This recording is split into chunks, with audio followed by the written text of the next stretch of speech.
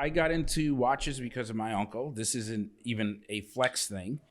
He bought me a Mickey Mouse watch when I was a kid, and I got into watches, and I've owned every type of yes, that one. I wish I still had that, actually. It would mean a lot to have that in my little collection. And then my wife bought me a Movado right before we got married. That was special. I bought a Tag Heuer, probably, and that's when like those were like Rolexes, like back in the 90s. I have a couple of Omegas and 2 Rolexes. That's it. What's the other Rolex?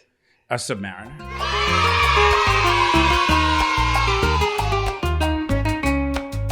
But it's not a flex thing. Like I'm actually into them, and I honestly think for business purposes, sometimes it helps.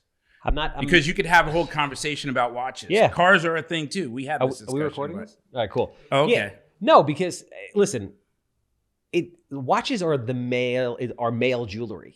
Yeah. Like women have jewelry. Men don't really have jewelry. Or bags. A watch. They have bags. They like their expensive bags or shoes, right? So yeah, we don't. Men, what do we have? We don't have that stuff. We have watches. We have watches. But that's nice though. The blue like pops. Blue's my favorite color. I like it. Me too. I love blue, and but it's just I'm into kind of watches. I have a couple of folks in the industry. We have our own little watch group. We have our own little crew. You? Yes. You have a real estate watch crew?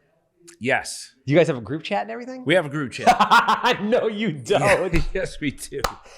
But that's what I'm saying. It's not. It's that we are like enthusiasts. It's not just a. What gets discussed in the watch chat? Well, when they have new models that come out, we talk about that. Like, oh, this year's lineup really sucks. Like, what was Rolex thinking? What was Omega thinking? So what's the action like? Is it like an everyday thing, an every week thing in the group chat? Or is it like a once a season thing? How active is the group chat? It's pretty, I'm embarrassed to say it's pretty active. We're on there 2-3 times Do me a favor. a week at the very least. Do me a favor. I got to know.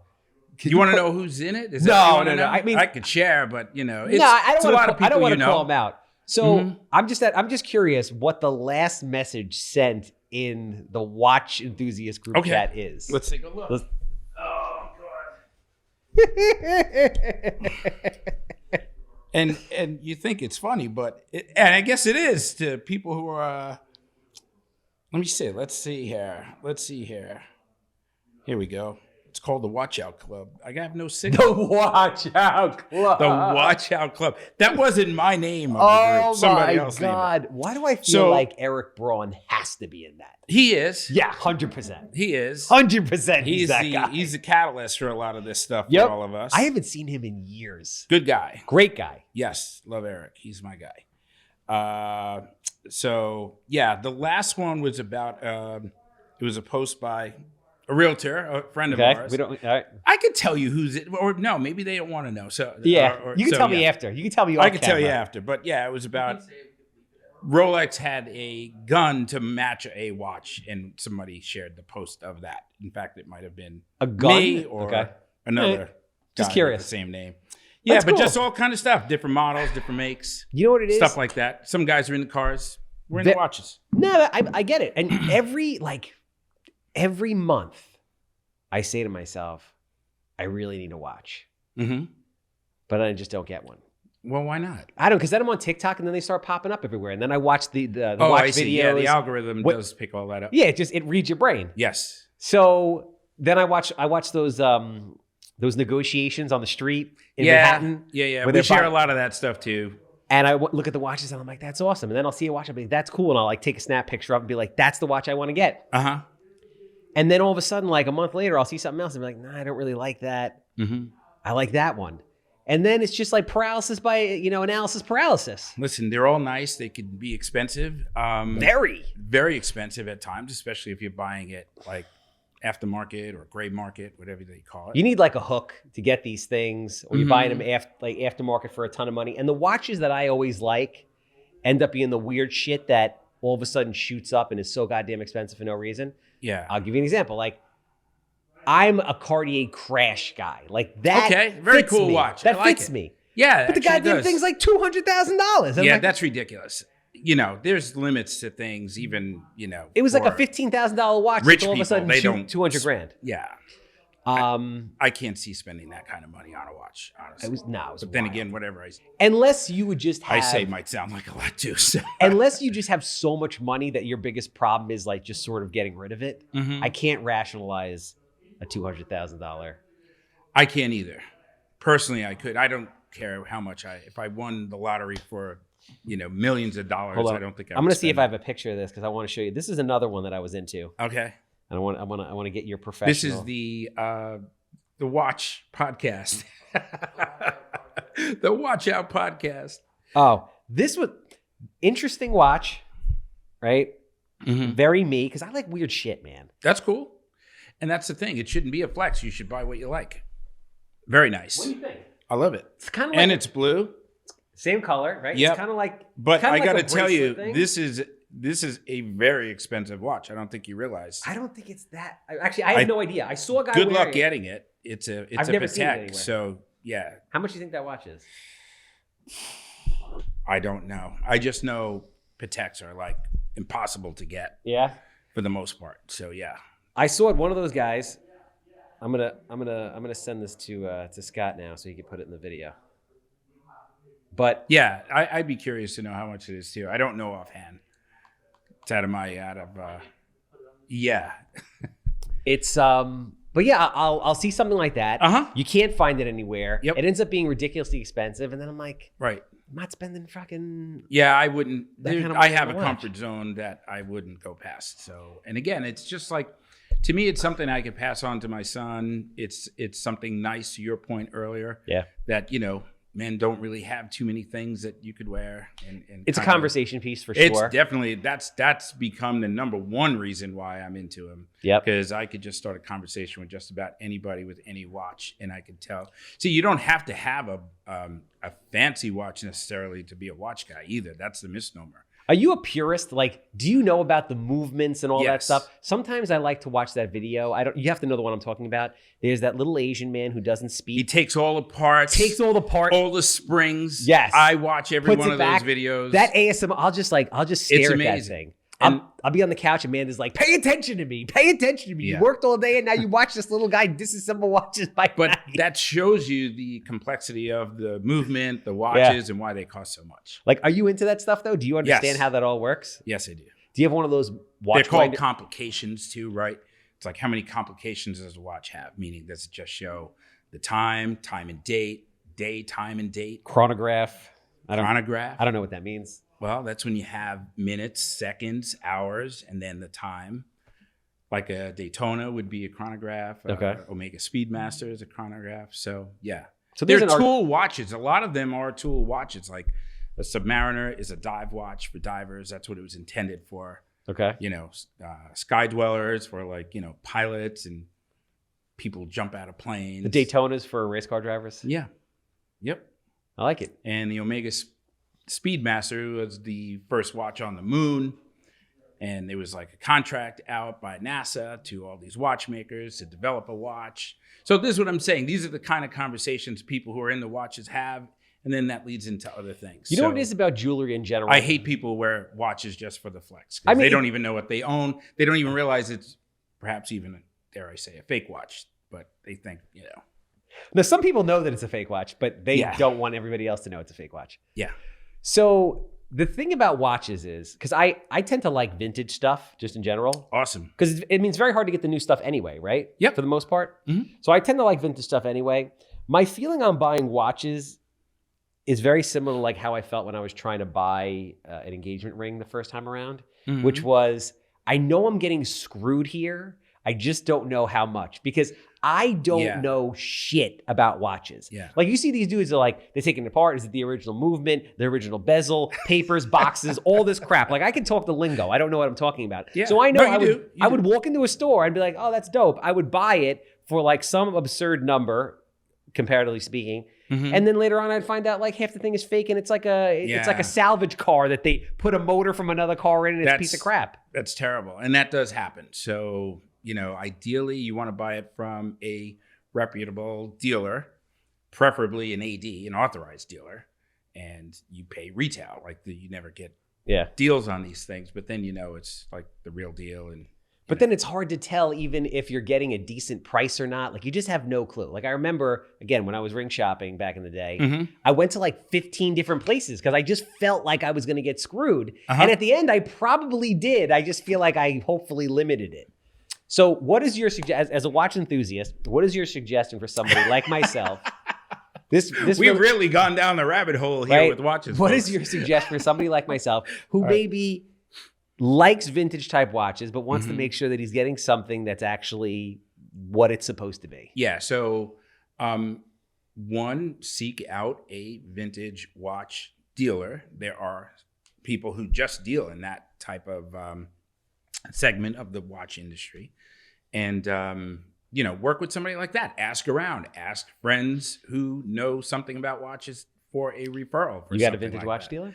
I do not, but there are people in I might have to add you to our group. There you go. And then there are two guys who are really into vintage stuff, and they may know somebody. Yeah.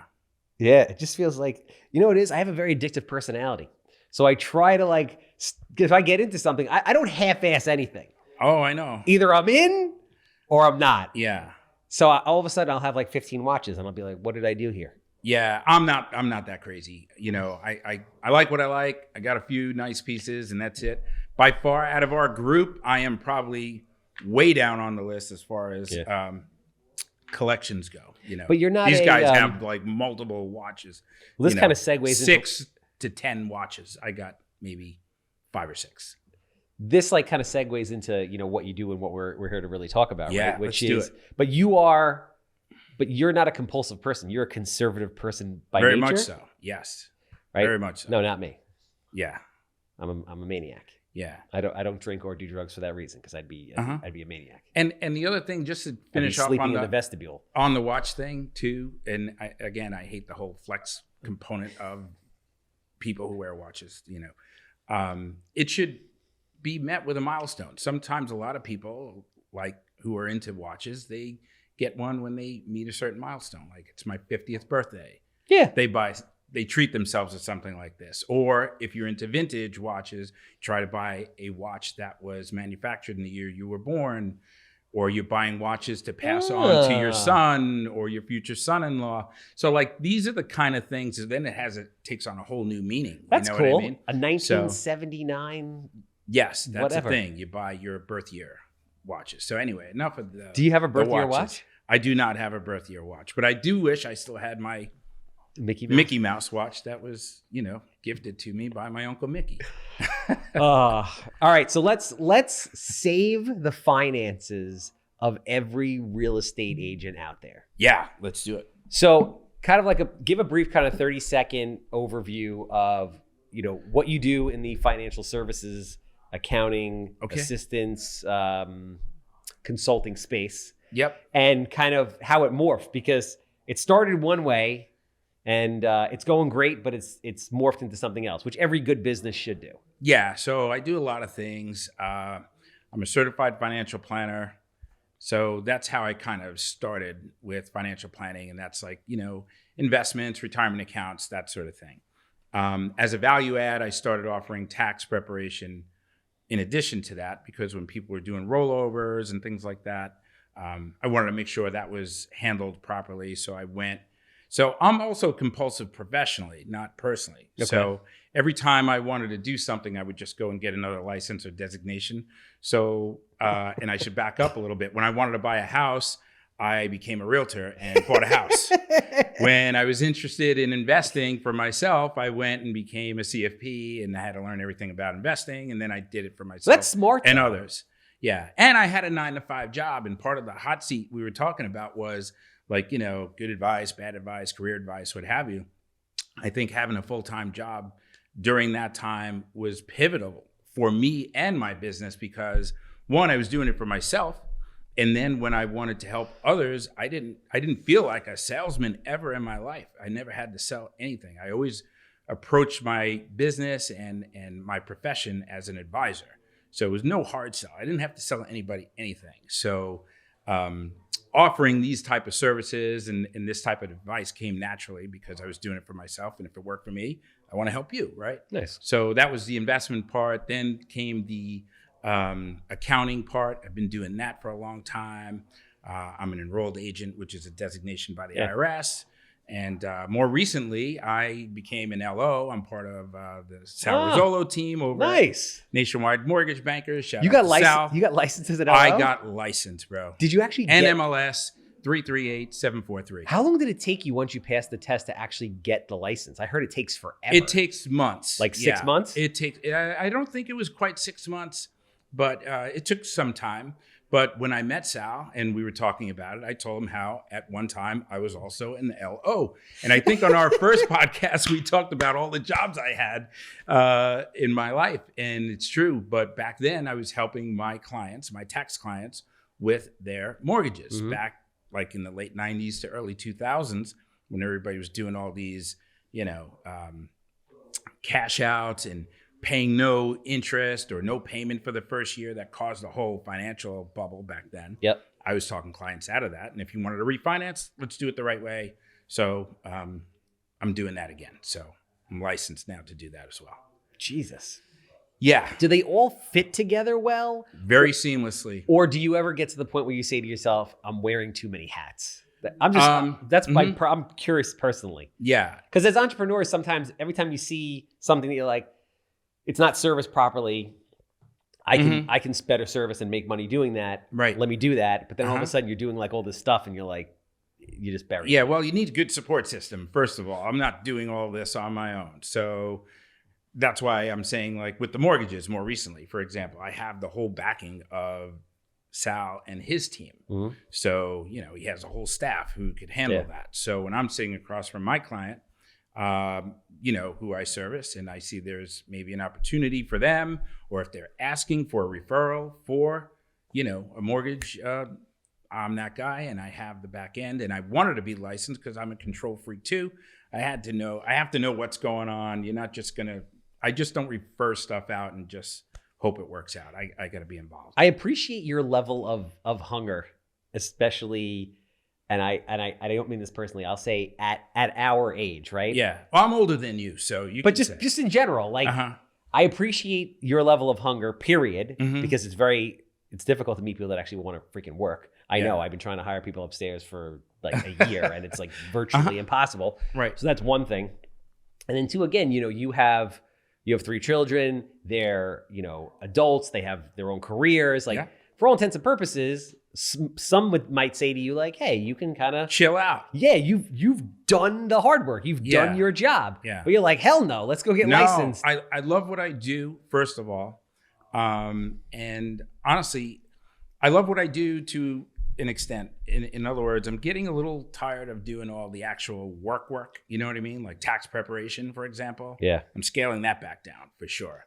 But I love talking about taxes and help people save money on taxes. So I'm going to do more advisory work, for example, but you got to love what you do, and then it doesn't become like work. I don't know. I guess that's the best way to put it.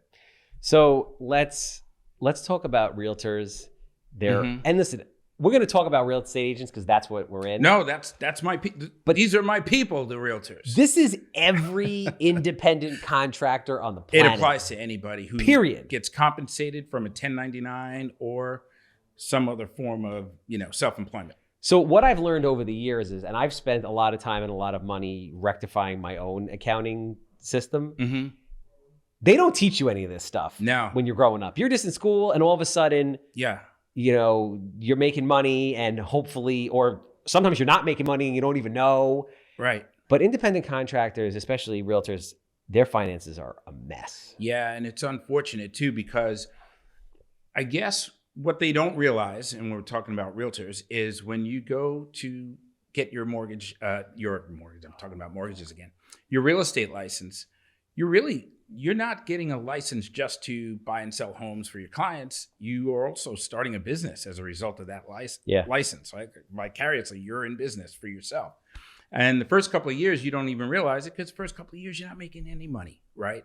And until you are, and then you realize you have a problem. And you're like, hey, well, I didn't have to worry about that last year or the year before. It's like, well, because it wasn't a problem the year or year before. You made $20,000, $30,000, $40,000. Standard deduction is $15,000. You got to write off, your car, your license, your marketing.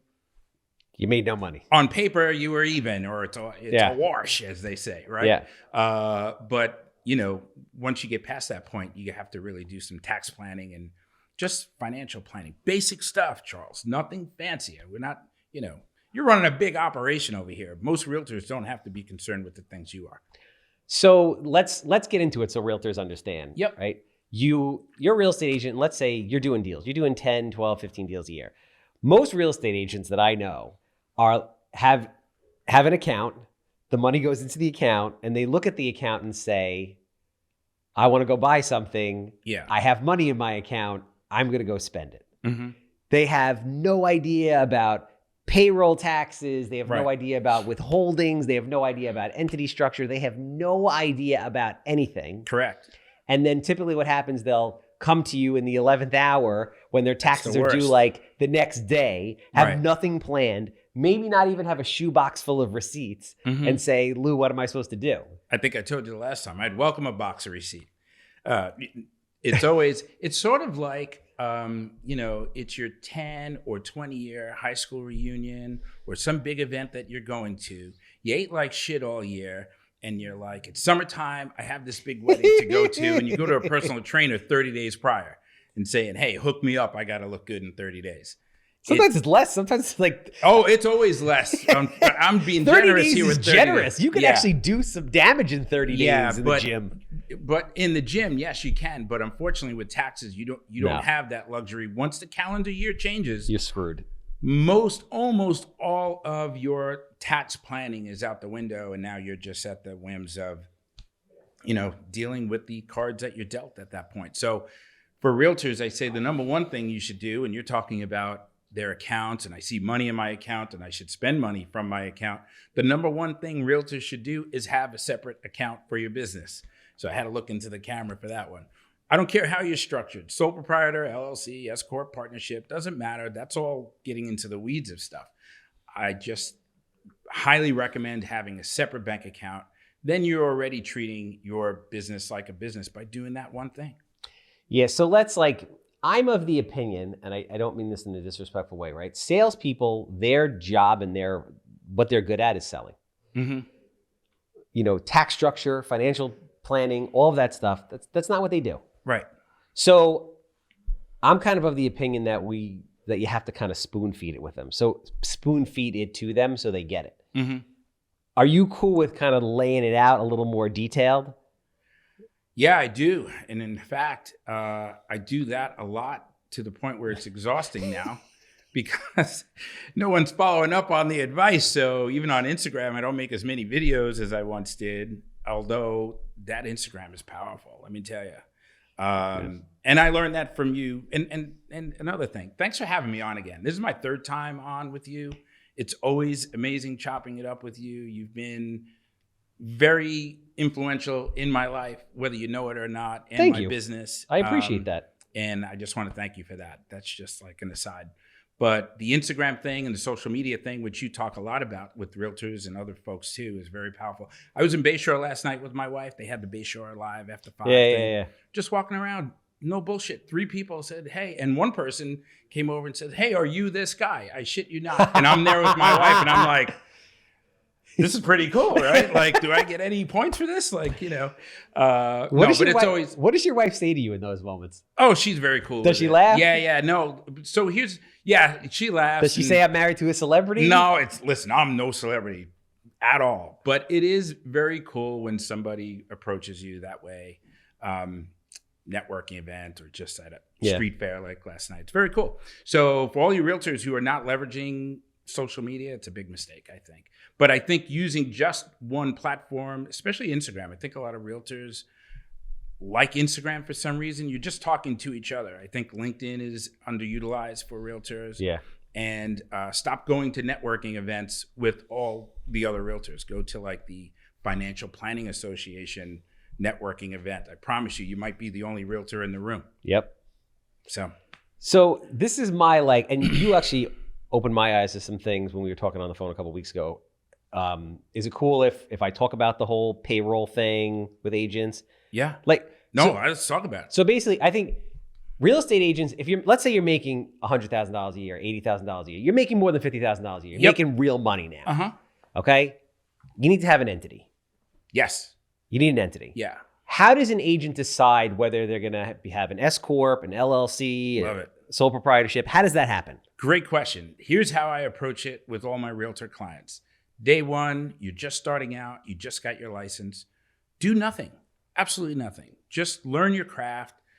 Sell some houses. Become an advisor too. That's another thing. The difference between being a salesperson and an advisor, in my estimation, is one, you really know your craft.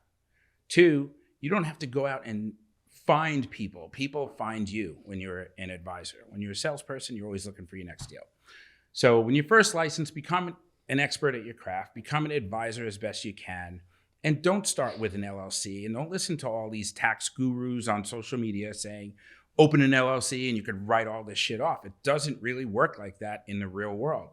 Most accountants will not let that fly. So just starting out, do nothing. Once you start making net income, right, after expenses, and for all you realtors out there, net income is line 31 of your Schedule C, because you're starting off as a sole proprietor. Pull out your tax return. Look at line 31. If that number is 30, 40,000, I usually recommend an LLC. Why? It's not going to save you any money in taxes, LLC versus S Corp.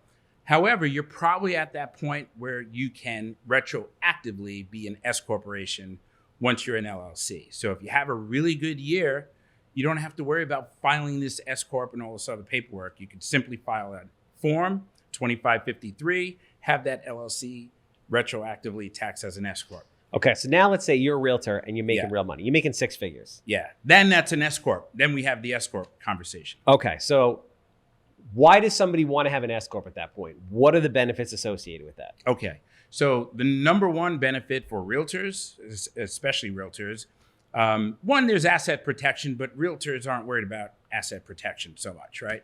Kind of covered through insurance, through their brokers. So that's the other benefit of an LLC. But S Corp saves you money in self-employment taxes. When you're not structured as an S Corp, all of your net income is subjected to federal tax, we're in New York, state tax, New York state tax, and self-employment tax.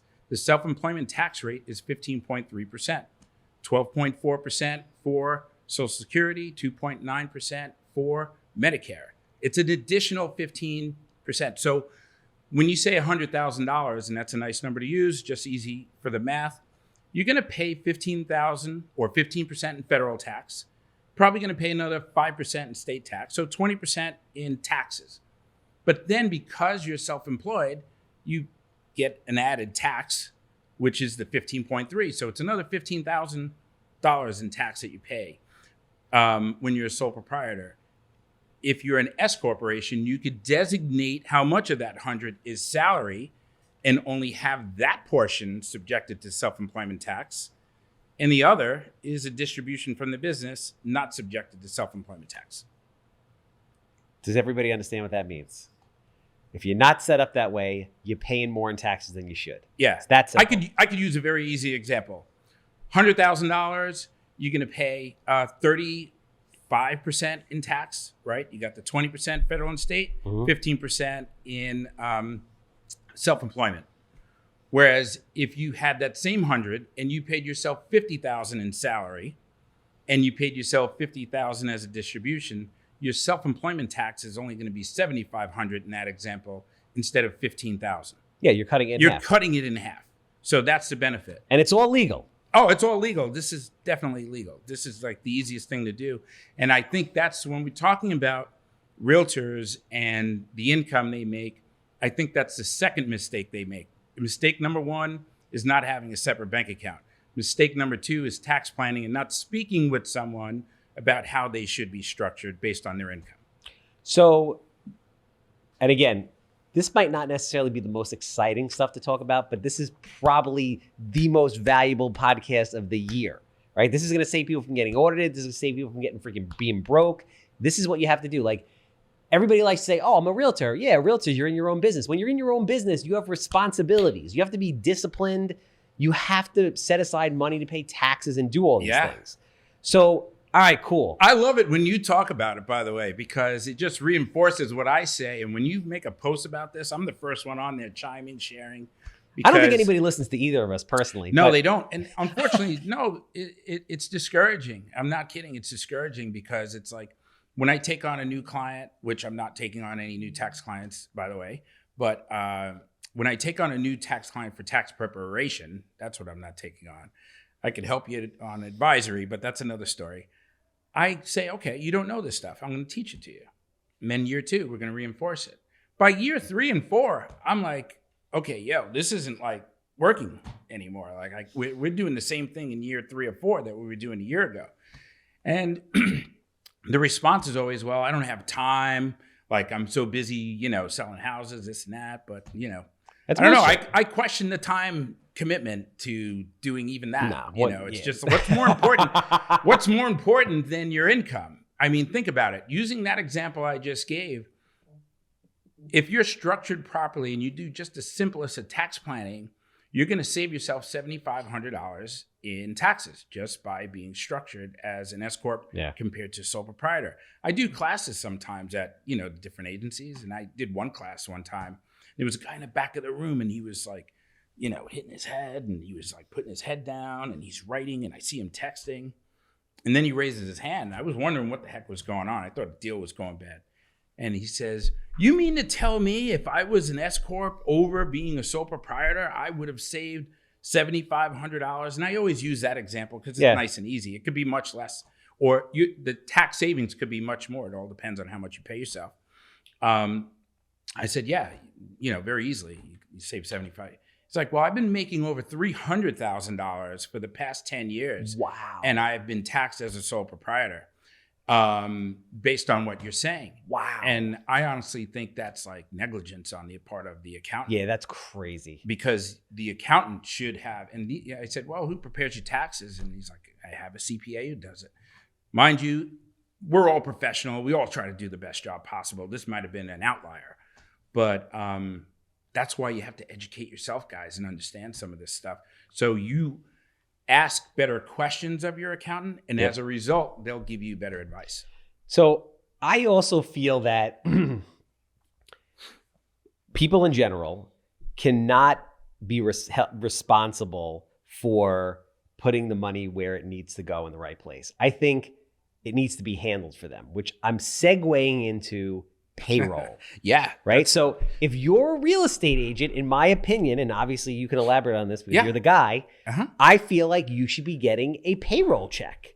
You should literally pay yourself as if you were an employee of the business, which will allow you to budget and not be reckless with your money. Yeah. And now some agents are like, well, I don't feel comfortable doing that because, I don't know how much money I'm going to be making. Listen. If you're working, you're making money. The agents that are doing 6 figures or better, they're always doing 6 figures or better. They're working. They just don't like the feeling. So you know what? Like we have talked about before, it doesn't have to be every dollar on payroll. Not at you all. can take it as a distribution. Yeah. But at least take 25, 35, 50% and put it in a payroll check. Is that fair? It's If fair. I'm wrong, tell me. No, you're not wrong. In fact, you're right, but it's kind of rigid the way you're describing it. And to your point, some realtors, and I do agree with them, it's hard to tell. Markets shift. I'm not having a good year. I don't want to be locked into paying myself X amount. So there's a couple of ways you could do this. First off, even 25%, like 25% of what you typically do. You think that's scary for most agents? It shouldn't be, but it is. Yeah. Yeah. So, I mean, ideally you have this separate bank account, you pay yourself that way. Once you graduate and you start leveling up a little bit, you do quarterly estimated payments. That's another thing. So do that before you even put yourself on payroll. Like there's levels to this shit, Charles. You can't just get these people to say, hey, turn over 50% of your money, lock yourself into a paycheck. All right, or 25%. Because here's the thing, my opinion, I think if you give them that kind of leeway up front, you're never going to get them to convert. You might have a point there. I think you just have to come in with the rigid structure. Like, that's the main point I have. Yeah, like here's the deal, to work bro. with them. It's like, here's the deal, real estate agent. This is what it is. You're making money, you have to pay some tax. Listen, nobody likes paying taxes. Yeah. But nobody, I can guarantee you this, nobody likes getting audited. I'll tell you that. And nobody likes getting a bill sent to them at the end of the year saying, you owe me X and you don't have it. Yeah, well, that's the other slippery slope. So 2 things. 1, tax planning, knowing how you should be structured, payroll, estimated taxes. These are just discussions, things you should have that foundation, that groundwork, number 1. 2, the business entity is going to save you money. But the auditing too, once you start making over a certain amount of money, you literally are a target to get audited if you're making 6 figures or more and you're still filing as a sole proprietor. Most people, just good business acumen is like, save money in taxes, structure your business. You're an S Corp. You're 13 times less likely to get audited as an S corporation, as a sole proprietor. And I've been referred to some people who have audits, ongoing audits right now. Things they look out for are, high ticket items like you wrote off your whole car, luxury SUV, big no-no. What's over 6,000 pounds? Oh, yeah. Well, that's what you hear on social media all the time. That's what people tell you all the time.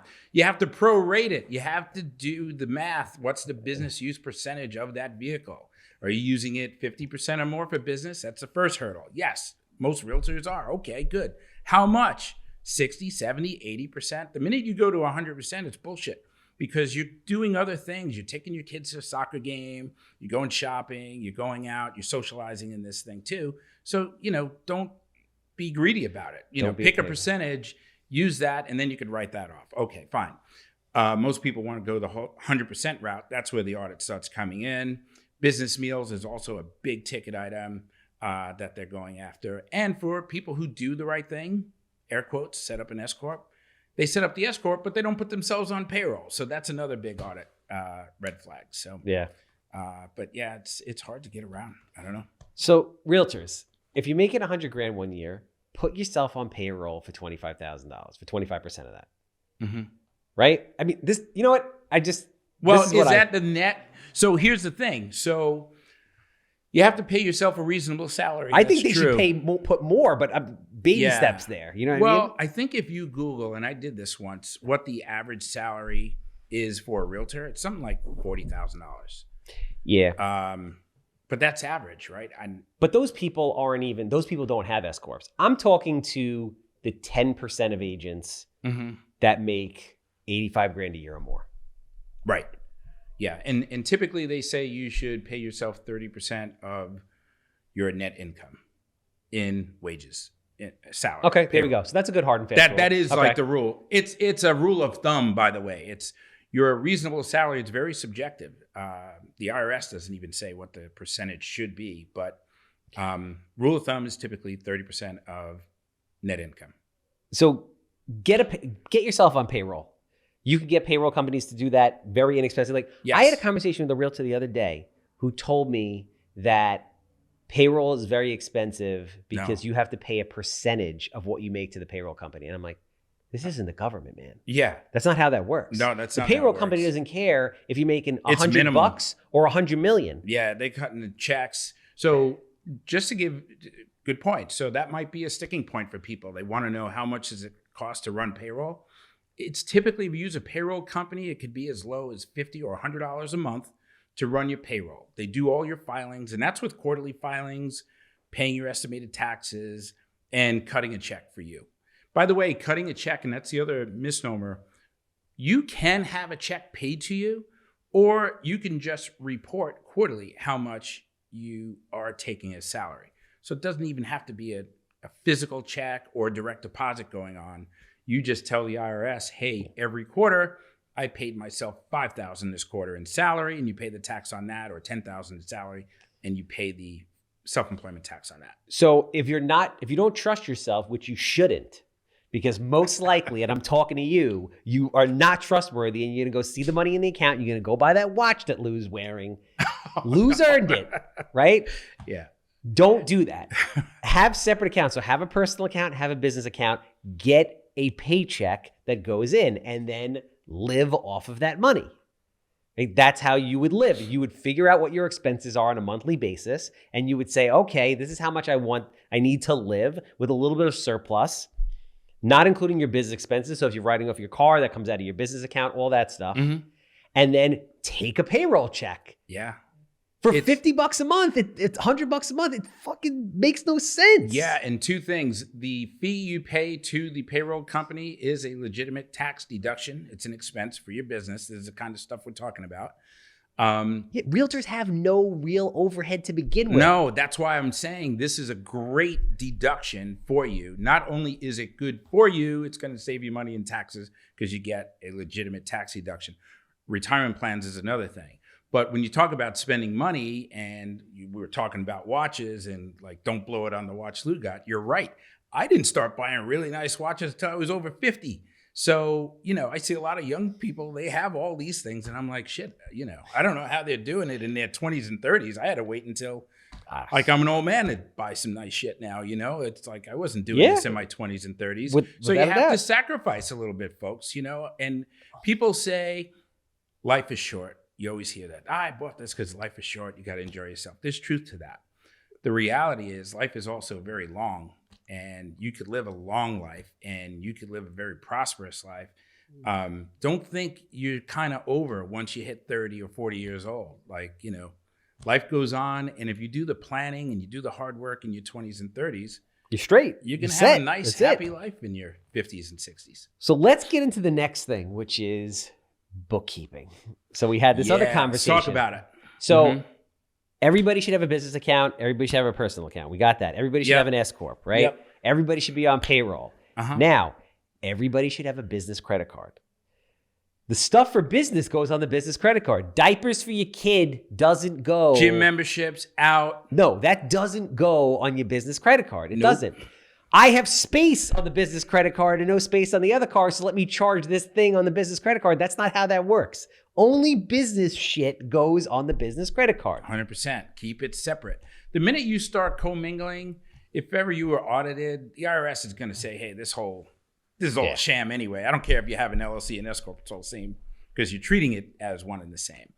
But the bookkeeping part is so important, and there's so many ways you can do it very simply, guys. You could use paper and have different categories of expenses. That's the old school way of doing it. You could have a spreadsheet. I have a great spreadsheet I could share with everybody Don't do watching this. You know they're not going to do it. I know, but it's up for grabs. I'll put it on my bio. I'll share it on with Charles, whatever. I'll send it to you by email. I'm gonna jump in on. Listen, let's be honest with ourselves. Lou has a ton of amazing tools that he'll give you. You're not going to use any of them. You're not. Yeah. Not for nothing. It's not necessarily the highest and best use of your time either. True. You know what would be an amazing thing to have? A bookkeeper. Now, people think bookkeepers are really expensive. Your finances as a realtor with a credit card and a bank account and getting payroll is not that crazy. It's not difficult for a payroll company or expensive to keep your shit together. Yeah. So last time I was here, I had my two daughters, and I literally started a bookkeeping service for realtors, Agent Bookkeeping Solutions. We tried marketing this thing, called a few folks. We were trying to give it away, actually. Nobody signed up. So you're right. Even when you offer a service practically for free, they don't sign up. But hiring a bookkeeper is good use of your money. Also a tax deduction. Even if you did it yourself, like through QuickBooks, and there's so many platforms you could use. It's about $100 a month, guys. Whether you hire a person or do it yourself. Okay, yeah. So if you have a bookkeeper, what's going to cost? $100 a month, right? About $100 a month, yes. Okay, cool. Now, as an enroll agent and someone that does taxes for people, it's obviously when you have a business, it's personal and it's business return, correct? Okay. If you had a client that had a bookkeeper and that also had a payroll company, it makes it a lot easier for you to do that. That would be the only way I would take on a new tax preparation client now. I am not taking on any new tax preparation clients for the lack of what you just mentioned. They don't keep track of their expenses. They don't have separate bank accounts. They don't do any bookkeeping. And that's why I'm saying you could do it yourself. I'd even work with somebody who is doing that over not doing it at all. So it's a cost of doing business. And here's the thing. I think since people don't think accountants are quote unquote making the money, they're not here's a check for you. They don't realize that accounting is a service. It's not a product. Like I use this all the time. If you buy an iPhone, you just care about how much the iPhone costs. Whoever's giving you the best deal is who you're going to buy it from, because an iPhone is an iPhone. But when you have your taxes being done and things of that nature, legal advice, financial advice, etc., who is giving it to you matters. And the better they are, effectively, the more that they could charge, or they're going to charge a fair number.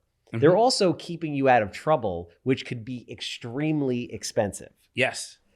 That's very expensive, because then you start you need legal representation. So make sure that you aren't cheap and don't fuck around. Like, you can't get someone to do your taxes for $200, $300, $400, $500. It's nothing. And the amount of time that someone like Lou spends to make sure that you don't get in trouble far exceeds what they are charging you on an hourly basis. 100%.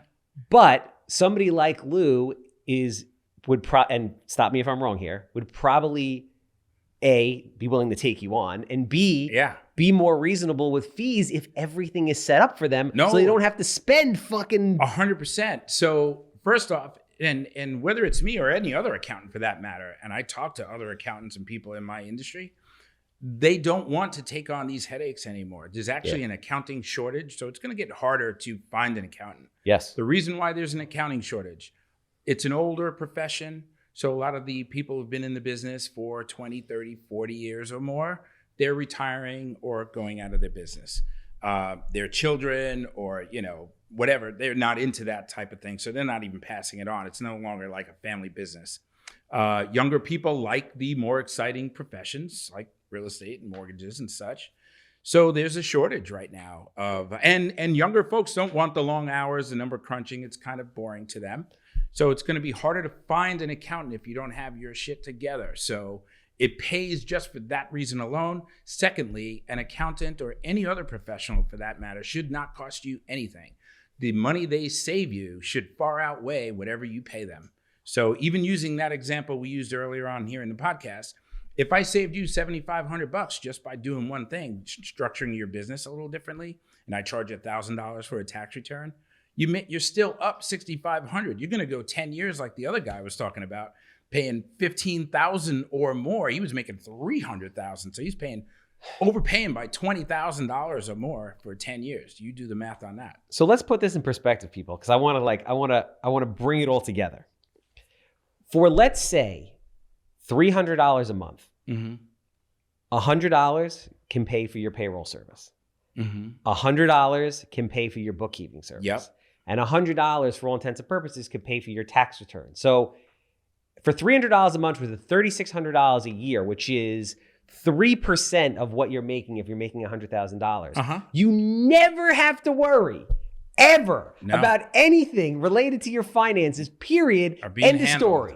End of story. That's it. And listen, I love my realtors, but they spend more than that on networking event tickets and stuff like they're that. They're car and they're payment. Car payment, but they're also very giving and charitable, and they give. So, it's not expensive to handle these things. Listen, if you have a business, it is your responsibility to run a business correctly. As a real estate agent, you don't have a lot of overhead, which is amazing. And you can start it for pretty much no money, which is amazing. And the sky is the limit, which is amazing. But if you're going to do it the right way. Get on payroll for an amount of money that is fair, so the government will leave you alone. Let a bookkeeper handle your shit so you don't have to. It is not the highest and best use of your time. Hang out with the family, go get a deal done. You don't need to be sitting there every month with your credit card statement, enter things in and tagging them accordingly. Guess what? You're not going to do it. You're not. Unless you're like anal retentive and there's not enough people that are, you're not going to do it. No. And then you can't even call Lou because he won't even take you because you're a hot mess, 30 days or 2 weeks or 1 week before your tax deadline. So do yourself a favor. Follow the blueprint. Yeah. And you'll be less stressed. You'll make more money. You'll have more time. That's all I got to say about that. No, I think that's great advice. And it's very easy to do, guys. And if I could help in any way, I'm always open to helping people. I'm just trying to get away from the actual tax preparation. Yeah. So if I could help you, offer advice, have some sort of advisory consult arrangement with you to get you set up right, I'd be happy to do so. And then if and when you get that set up right, then maybe I can help you with your tax preparation too. But if they call you and ask you for your advice, they have to listen to you. Yeah. You can't call somebody and say, well, how do I structure correctly? Be like, this is the way you structure correctly. And you know your shit. Like, you're not one of these people like that poor other bastard that was, probably paid, Jesus Christ, it was a lot. $500,000. Yeah. You know what you're talking about. So that's just a frustrating thing for somebody like yourself. And I've experienced it on different levels too. For someone to come to you and for you to say, I'm going to help you. This is exactly what you do, and spend the time and invest the time. And then they just don't do it. I know, it's frustrating. It's annoying. That's why this podcast is probably going to get 5 views because we're talking about taxes. Because it's not set. Well, you know what it is? We lured them in. This is how it works. We lured them in with all the watch talk. That was like, maybe that was they'll hook. hang around long enough. Yeah, but and please, then maybe they pick up a couple of financial. Listen, nuggets. I could talk about watches all day, and I could talk about taxes all day and financial planning. Trust me when I tell you, the least important topic is watches. Handle your stuff, get yourself situated. And having these things in place, you lose that anxiety about having your taxes prepared at year end. Because it's sort of like you're going all year long, you're racking up a big bill, but you have no idea what that bill is going to be. And you did nothing all year to minimize that bill. And you spent all the money you had. It's no wonder when April comes around, it's like you go into the electric chair to have your taxes prepared, and then you say, oh no, let's file an extension, and then we do that, and then here comes September, October. Yep. You got to do it. On top of that, now you're paying taxes with money that you're making in the next year, which you're really supposed to be putting that money aside to pay the taxes for the current year. Yep. And you get yourself in this jacked up situation that when the Ferris wheel stops, you're left with this monster bill. Mm-hmm. And God forbid you get hurt or sick or something happens to you and you don't have the earning potential, you're screwed. Yeah.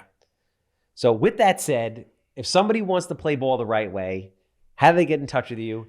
Yeah, very easily. You can contact me directly at my office, 631-236-5842. You could also reach me on Instagram, which is Lou Soriano 1, the number 1. And you could also email me, lou@navigatorfinancialinc.com. Love it. Handsome home buyer. Obviously, you have a house that smells like cat pee or not, or spices, or not. I want to buy it. 516-777 sold. That's a wrap. Thank you, Charles.